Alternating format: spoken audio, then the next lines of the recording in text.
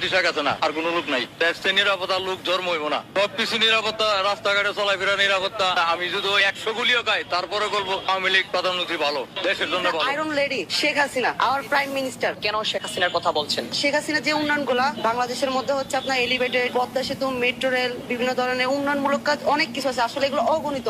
যখন একটা গভর্নমেন্ট সরকারের মধ্যে থাকে তখন হচ্ছে সে ধারাবাহিকতা চলতে থাকে। সে যেহেতু এটা অন্তর্বর্তীকালীন সরকার, সেই জায়গা থেকে সে যতটুকু মানুষকে মানে আরো আকৃষ্ট, তার একটা সাপোর্টিং এর মধ্যে রাখবে, কিন্তু সে এইসব কার্যক্রম থেকে সে অক্ষুণ্ণ, সে পারেনি। যখন সে একটা লোক যখন চেয়ারের যখন সুযোগ পায় তখন সে কখনো চেয়ারে কখন ছাড়তে চায় না। তো উনি ওনার জায়গা থেকে মানুষকে প্রলোভন দেখাইছে বিভিন্ন ক্ষেত্রে, কিন্তু তার কার্যকরী ক্ষেত্রে কখনো সে বাস্তবায়ন করতে পারেনি। আজও বাস্তবায়ন হবে কিনা তা আমার মনে হয় না এটা হবে। সাবেক আমাদের প্রধানমন্ত্রী যিনি ছিল, ওনার যে গভর্নমেন্ট ক্ষমতা থাকা অবস্থায় উনি হচ্ছে আপনার বিধবা ভাতা, তারপর হচ্ছে উপবৃত্তি, বৃত্তি, বিভিন্ন ধরনের শহরাঞ্চল মুখী হচ্ছে মানুষ, এগুলোর প্রতি তেমন একটা আকৃষ্ট থাকেন। কিন্তু গ্রাম অঞ্চল যারা হচ্ছে আপনার সকাল 9টা থেকে সারাদিন শ্রম দিয়ে বিকেল 5টা পর্যন্ত যখন তারা 500 টাকা ইনকাম করে, তারা বুঝে যে টিসিবির কার্ডের কি প্রয়োজন।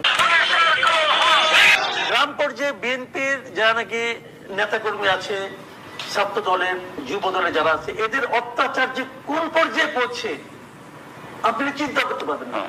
কিন্তু রাজনীতিবিদ না, সে একজন ব্যাংকার। তুই রাজনীতি কি বোঝে? রাজনীতি খাওয়া বোঝে না উনি। এই সরকার যদি আরো থাকে বাংলাদেশে, এই দেশ শেষ। আমাদের বাংলাদেশ নিয়ে বিশ্বের মানুষ হাসে। বাংলাদেশের পলিটিক্স এত নোংরা। যেমন মালয়েশিয়ান একটা ভাষায় বলে বাংলাদেশের পলিটিক্স কতর বাংলাদেশ, মানে কতর অর্থ হচ্ছে কি একবারে নোংরা পলিটিক্স। একজন মুক্তিযোদ্ধাকে যখন তার পাশে, তার সারাউন্ডিং এ, তার বিল্ডিং এর চারপাশে যখন বাজে স্লোগান দিয়ে, জঘন্যতর স্লোগান দিয়ে যখন তাকে আটকে রাখা হয়, এটা এই দেশের জন্য লজ্জাস্কর।